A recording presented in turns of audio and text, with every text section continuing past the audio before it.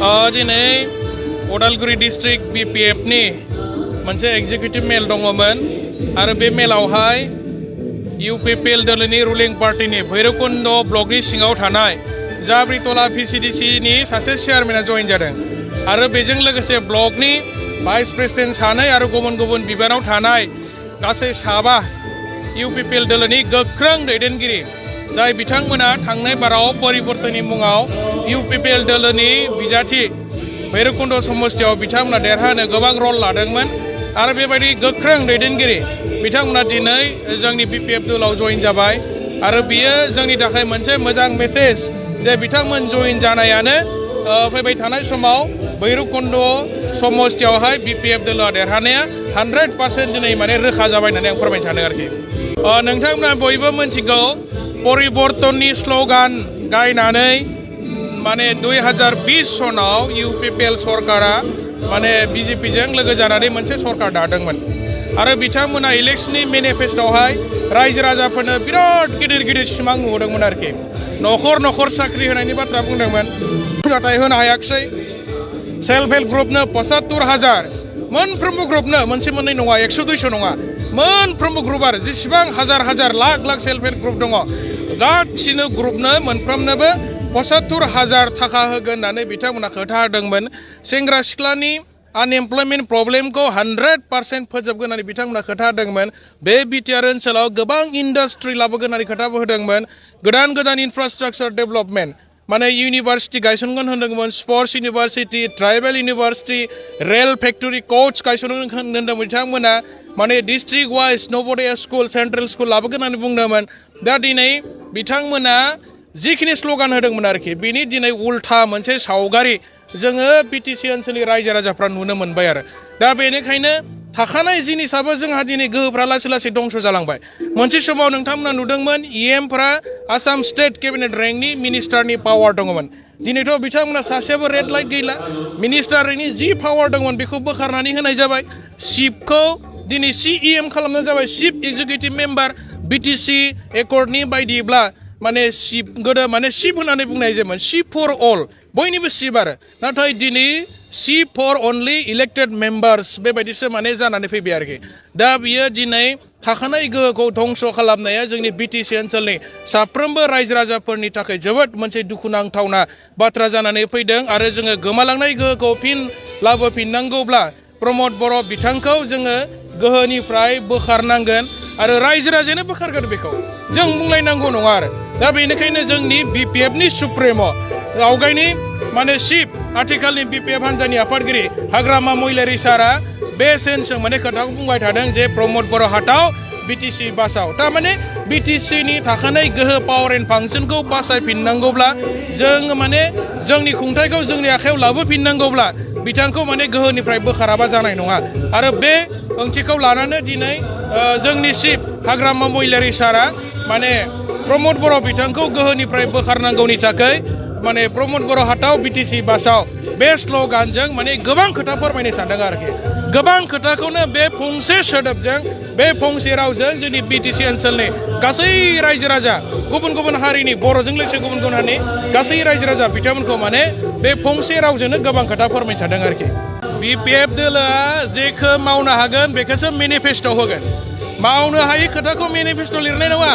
मेनिफेस्ट'जों ready खालामगासिनो दं जों मा मावगोन आरो मावनो थाखायथ' बाजेटबो थानांगोन दा गावसोर बायदि जोङो सुइजारलेण्ड खालामगोन बुंना लायाखै गावसोर बायदि जोङो माने 100% माने एमप्लयमेन्ट प्रब्लेमखौ फोजोबगोन होननानै बुंना लायाखै गावसोर बायदि न'खर साख्रि होगोन होननानै बुंना लायाखै BTC ओनसोलाव थानाय लाख सेल्फ हेल्प ग्रुपनो गासिनो 75,000 फैसा होजोबगोन जोंथ' बुंना लायाखै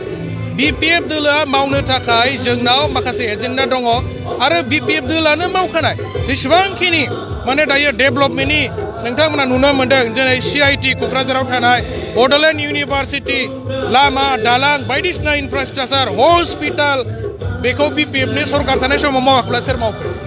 गावसोर मावनाय एग्जामपोलखौ खोन्था दिनै मा मावखो गावसोर बिथांमोना गावसोर मावनाय एग्जामपोलखौ जोंनो खोन्थाग्रो आरो मावालासिनो खोथाखौल' बुंनानै सेटिसफेक्सन लाब्लाथ' मावनाय जायाना दिनै 5 बोसोर समायबाय बिथांमोना सरकारा जोबनोसै बारा सम गैला बे 5 बोसोराव बिथांमोना 5 बोसोर सम बियाखैमोन दा 100 दिनल' सम बिदोंमोन 100 दिन सम बिदोंमोन आंनो 100 दिन सम हो 100 दिननि भितराव आङो बिटिआर खौ माने सुइजारलेण्ड बायदि मोनसे समायना जायगा बानायनानै होगोन होनना बुंदोंमोन दिनै खैथा 100 दिन बारलांबाय फैयै दिनै सरकारानो जोबलो सम जाफैबाय दा मानो मावनो हादिया बिथाङाथ' गावनि खुगाजोंनो बुंना लादोंमोन ना मग मात्र केवल 100 दिन समय दियक মই 100 दिननि भितराव बिटिसि खौ মই सुइजारलेण्ड बनाय दिम चारियफाले फुलुनि करे दिम माबा माबि होननानै बिथाङा हारसानि रावजों बिथाङा बेबायदि मोनसे खोथा बुंनानै लादोंमोन किन्तु दिनै मावनायाव 100% फेलार जाबाय जिर' जाबाय बिटिसि ओनसोलनि रायजो राजा बिथांमोना आरो दिनै बिथांमोनखौ मालाबाबो फोथायनाय नंला बिपिएफ दोलोआवनो दा senior most experience politically experience थानाय मानसिफ्रा बिपिएफ दोलोआवसो दङ इउपिपिएलआव गैया इउपिपिएलआ सोरबा एम जादोंबा बियो मोस्ट माने गोदान मानसि बियो पलिटिक्सआव राजखान्थियाव बियो गोदान जेबो एक्सपिरियेन्स गैया आरो एक्सपिरियेन्स गैयै मानसिफ्रा दिनै गासिबो एम जानानै दंजोबोखायनो दिनै जेबो मावनो हायाखै बिथांमोना बिपिएफआवनो एक्सपिरियेन्स गोनां मानसिफ्रा दङ आरो बिपिएफआव एक्सपिरियेन्स थानाय मानसिफोरखायनो दिनै सरकारनि माखासे सिस्टेमफोरखौ मिथियो फाइनान्सियेल रुल्सफोरखौ मिथियो बाजेटआव माखौ हमनांगौ माखौ हमना गासै खोथाफोरखौ मिथियो दा बेजों खोनाबाय थादों बिथांमोनाथ' गावसोर एक्सपिरियेन्स गैयैखायनो डिपार्टमेन्टेल नलेज गैयैखायनो गोबां फैसाफ्रा मानो रिटार्न जाबाय थायो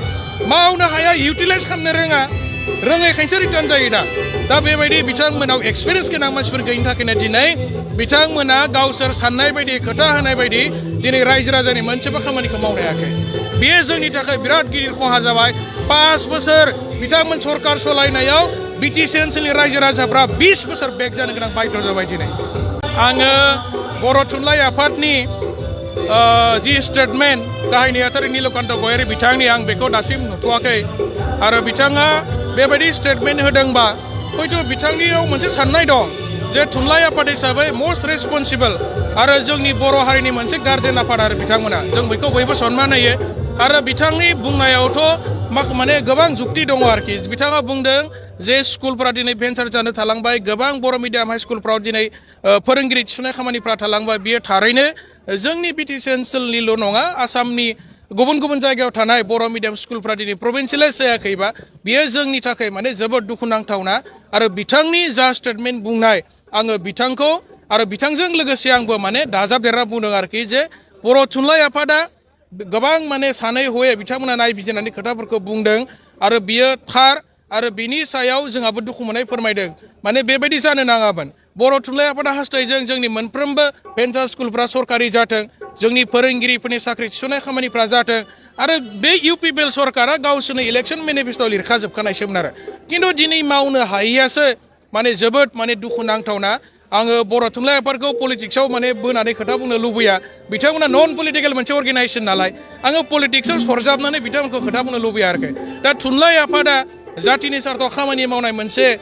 जोंनि गार्जेन आफाद जों बिथांमोनखौ सनमान होयो आरो बिथांमोननि लुबैनायखौ माने फुलफिल खालामनो थाखाय आङो आथिखालनि बिटिआर गभर्नमेन्ट प्रमद बर' मानगोनां सिएम बिथाङा दैदेननाय बिटिआर गभर्नमेन्टखौ खावलायदों आरो बिथांमोना जोंनि बर' थुनलाइ आफाद लोगोसे बर' जातिनि सार्थआव गासिबो स्कुलफोरखौ प्रभिन्सियेलाइज खालामनायनि थाखाय इमिडियेट मोनसे बिथांमोना बेबस्था खालामनांगौ आरो मावनो हानाय खिन्थु बारा समबो गैला दे सरकारा जोबनायनि सम जाखाबाय आरोखि आङो बिथांमोनखौ माने गोख्रों खावलायबाय आरोखि बेयो फर दा टाइम बिं आरो दानि थाखायल' खिन्थु सिटुवेसना जुदि थिनोब्ला बेखौ माने सावरायफिननाय जागोन जे जोङो सोरजों एलायन्स खालामगोन एलायन्स खालामा बिपिएफखौथ' एलायन्स खालामनो मेरला पार्टिफ्रा माने नागिरगासिनो दं आरो दा जोंसो गावनि स्टेनाव दंथ'यो मानसिफ्रा गुबुन दोलोनि माने पलिटिकेल पार्टिफोरा बिपिएफजों एलायन्स खालामनो जोबोर हांखुर मानोना बयबो राजनिति हान्जाया दिनै मोजाङै बुजिबाय जे बिटिसि ओनसोलाव सरकार खुंनांगौबा बिपिएफनि अनगायै आरो गुबुन पार्टि हाखाया हाग्रामा महिलारि सारनि अनगायै गुबुना माने बिटिसिखौ सालायनो हानाय गोहो गैया आरो रोंगौथि गैया एक्सपिरियेन्स गैया हाग्रामा महिलारि सारा जाबाय बिटिसि ओनसोलाव थानाय गुबुन जाति माहारि हारिफोरखौ बयखौबो लानानै सरकार सालायनो हायो आरो बिथांनाव एक्सपिरियेन्स दं बिथांनि आखाइजोंसो डेभेलपमेन्टनि खामानिखौ मावनो हायो दिनै गुबुन राजखान्थि हान्जाफोरा बेखौ दिनै मोजाङै बुजिबाय जे बिटिसि ओनसोल माने बिपिएफ नङाबा जानाय नङा थांनाय 5 बोसोर इउपिपिएलनि माने गोखा गोदै टेस्टखौ गुबुन माने राजनिति हान्जाफ्रा मोनखाजोब्बाय आरो बिथांमोनजों जानाय नंलानो मोनथिखाबाय दा बेनिखायनो अल्टारनेटिभ माने माबा मोनसे गोख्रों आरो मोजां राजखान्थि हान्जा दङबा बिपिएफ बिटिसि ओनसोलाव दा बेनिखायनो जों एलायन्स खालामनो थाखाय गासिबो दिनै हांखुर जायो आरो मानोना बिपिएफजों रायजो दं बिपिएफखौ रायजोफ्रा मोजां मोनो बिपिएफखौ रायजो राजाफ्रा फोथायो आरो बिपिएफखौ फिन गोहोआव फैनो थाखाय सरकाराव फैनो थाखाय दिनै जोंनि साफ्रोमबो रायजो राजा पाब्लिकफ्रा दिनै लुबैयो आरोखि दा बेनिखायनो BPF सरकाराव फैनो थाखाय जोङो फैखागोन बेयो जोंनाव 100% कनफिडेन्स दं आरो बेयो जों बुंनाय नङा रायजो राजा बुंनाय आरोखि